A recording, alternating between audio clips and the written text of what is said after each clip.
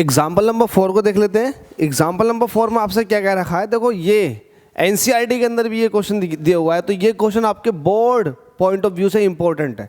भाई मैं हर किसी क्वेश्चन को इंपॉर्टेंट नहीं कहता, लेकिन इसको इंपॉर्टेंट कहता हूँ, दिमाग चलाने वाले क्वेश्चन इंपॉर्टेंट है। बेसिक लेवल पे ये क्वेश्चन एक अच्छा क्वेश्चन माना जा सकता है इस पर्टिकुलर टॉपिक से।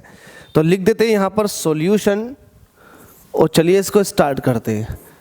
क्या क्या आपको गिवन है तो ध्यान दो। आपसे कह रहा है I square loop of side 10 centimetre. एक स्क्वायर इस तरह का एक लूप है, लूप स्क्वायर बनाओ तमीज़ के साथ, स्क्वायर लूप है इस तरह का, जिसकी साइड कितनी दे रखी है 10 सेंटीमीटर। तो इसका एरिया निकाल सकता हूँ मैं, बिल्कुल। तो आपको यहाँ पर जो गिवन है वो है एरिया। एरिया कितना हो जाएगा 10 सेंटीमीटर। सेंटीमीटर को मीटर में कन्वर्ट करोगे तो 1/10, 1/10 का स्क्वायर करोगे तो ये हो जाएगा 1/100। इसका मतलब जो एरिया आया वो आया 10⁻⁻² मीटर स्क्वायर। ये है। अभी आपको यहाँ तक ये गिवन था square of loop of side 10 centimetre and resistance of 0.70 ओम। तो आपको रेजिस्टेंस भी गिवन है 0.70 ओम, बिल्कुल ज़बरदस्त। Is placed vertically east west plane. East west plane, east west plane का मतलब समझते हो? आपको पता है अगर मैं डायरेक्शन बनाऊं तो ईस्ट वेस्ट नॉर्थ साउथ ये है। तो ईस्ट वेस्ट प्लेन, जो ईस्ट वेस्ट प्लेन हुआ वो कुछ ये हुआ, तो कुछ इस तरह से रखा हुआ है। जो रेक्टेंगुलर कॉइल है वो आपकी, सॉरी स्क्वायर शेप की जो कॉइल है, या फिर आप ये कह सकते हैं जो आपके पास है लूप है वो कुछ इस तरह से रखा हुआ है। तो ठीक है, अब जरा आगे वो देखो।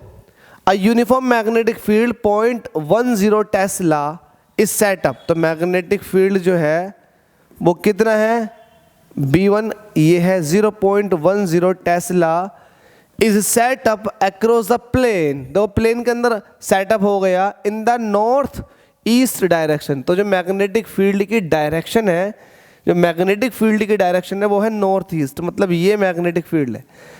तो अब आप करते क्या हो, आप हमेशा यही करते हो, प्लेन से मतलब नहीं होता, प्लेन के ऊपर जो नॉर्मल वेक्टर ड्रॉ करते हो, एरिया वेक्टर जिसको आप कहते हो, इससे मतलब होता। तो एरिया वेक्टर और मैग्नेटिक फील्ड के बीच में एंगल कितना बना 45 डिग्री, बस इसी से मतलब होता। तब आप पहले इस केस में ये देखेंगे, शुरुआती केस में ये देखेंगे कि 45 डिग्री पर जब आपकी कॉइल रखी हुई थी तब फ्लक्स कितना कट किया। तो आप देखोगे φ1, और ये φ1 क्या हो जाएगा B1A cos थीटा। B1 कितना 0.1, एरिया कितना निकल कर आया 10⁻⁻², और कोस की वैल्यू कितनी है जरा बताएं। कोस थीटा कितना 45 डिग्री, बिल्कुल 45 डिग्री। तो ये हो जाएगा 10⁻⁻3 और कोस 45 डिग्री की वैल्यू होती है 1/√2, मतलब ये इसको ओपन करेंगे तो 0.7 × 10⁻³ आ जाएगा। ये कैलकुलेशन आप कर लें। φ1 आपके पास आ चुका 0.7 × 10⁻³ वेबर। तो ये आपके पास जो आया है वो शुरुआती फ्लक्स आया जब आपके सामने मैग्नेटिक फील्ड भी था और कॉइल भी थी। अब आगे को क्या कह रखा है, the magnetic field is decrease to 0। तो इसका मतलब जो फाइनल मैग्नेटिक फील्ड हो गया वो 0 हो गया, मतलब B2 जो है वो 0 हो गया, 0 टेस्ला का। ठीक है, 0 टेस्ला इन 0.70 सेकेंड। तो आपके पास टाइम भी है 0.70 सेकेंड, इतने टाइम में 0 हो गया। अब हमसे कह रहा है determine the magnitude of induce EMF। बस इस बात को पकड़ लो। आपसे क्या पूछा गया है, इंड्यूस EMF पूछा गया। तो इंड्यूस EMF ये तो बहुत इंपॉर्टेंट है आपके लिए, आप निकाल दोगे। तो इंड्यूस EMF आपको निकालना है एंड करंट भी निकालना है। तो ठीक है, आपको अब करंट भी चाहिए। तो इंड्यूस EMF कैसे निकालोगे, इंड्यूस EMF होता है फ्लक्स में change upon time interval. Flux में चेंज, अब फाइनल मैग्नेटिक फील्ड 0 था तो फाइनल फ्लक्स भी 0 होगी, ये वाली बात ध्यान रखें। तो आपको जब भी मैग्नीट्यूड निकालना होता तो आपको मैग्नीट्यूड का मतलब ये होता है कि चेंज कितना हुआ। तो चेंज देख लो, तो फ्लक्स कितने से कितने पे पहुंच गई 0.70 × 10⁻³ से 0 पर पहुंच गई। तो डिफरेंस तो यही हुआ 0.70 × 10⁻³ - 0, यही तो हुआ चेंज। तो चेंज यही होगा अपॉन dt। कितने टाइम में हुआ है ये, टाइम देखो, टाइम लिख रखा 0.7, तो 0.7।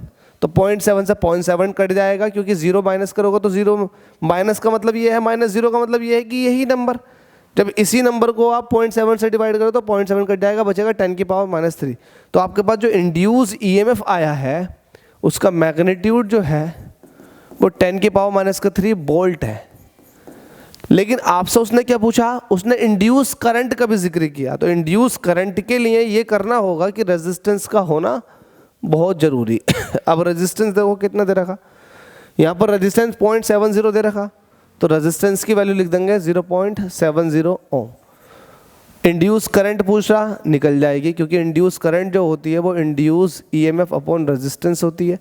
इंड्यूस ईएमएफ 10⁻³ है और 0.7 से जब डिवाइड करोगे तो वैल्यू कितनी आ जाएगी, ज़रा देख लेते हैं। पॉइंट हटेगा, ऊपर 10⁻² हो जाएगी, नीचे 7 हो जाएगा।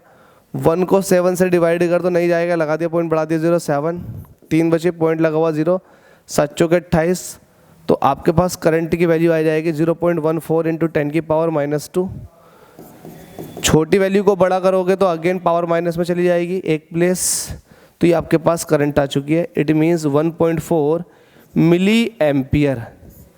तो करंट भी आपके पास आ चुकी है 1.4 मिली एम्पियर। तो उम्मीद करता हूँ कि ये कैलकुलेशन भी इजी है और न्यूमेरिकल टेक्निकल है, तो इसको बिल्कुल भी हल्के में ना लें, लाइट में ना लें, मेहनत करें, चीज़ों को समझें। हम इतने स्मूथ तरीके से तभी आए हैं क्योंकि हमने यहाँ पर बहुत प्रैक्टिस की है, बहुत चीज़ों को क्लियर किया है। तो आप लोग भी ऐसे ही क्लियर करें, कोई सा ऐसा न्यूमेरिकल नहीं होगा जो आपसे ना हो। ये न्यूमेरिकल अगर बना तो 4 नंबर में बनेगा, अच्छा न्यूमेरिकल है, क्योंकि इसके अंदर आपको दिख रहा होगा कितना दिमाग लगाना पड़ रहा है आपको और क्या क्या करना पड़ रहा है। उम्मीद करता हूँ कि आपकी प्रॉब्लम सॉल्व हो चुकी है।